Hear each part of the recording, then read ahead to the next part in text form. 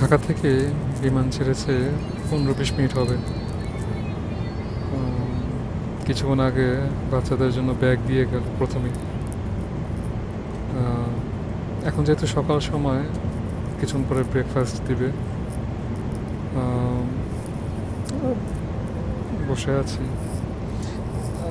এখন এরপরে যে নামবো হলো প্রথমে ইস্তানবুল, তারপর ইস্তানবুল থেকে আবার চলে যাব ইউএসএতে। এখান থেকে ইস্তানবুল যেতে লাগবে 7 ঘন্টার ফ্লাইট। এই 7 ঘন্টা হয়তো ওয়াজ শুনতে শুনতে, কোরআন তেলাওয়াত শুনতে শুনতেই 7 ঘন্টা পার করে দেবো।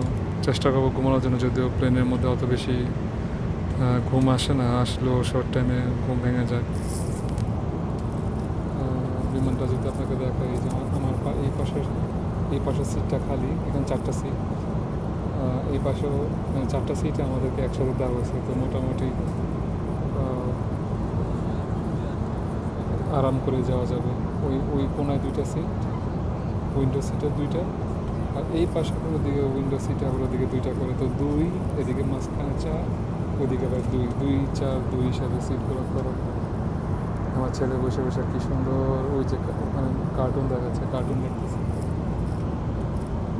এই যেখানে কার্টুন দেখাচ্ছে, এখানে বসে বসে কার্টুন দেখতেছে। আমার বউর সাথে এখন ধরে ঘুমাচ্ছিল, এখানে বইটা গেছে। এই বিমানের সফর। আর ওইদিকে এখন কত মানুষ বসে আছে ওদিকে।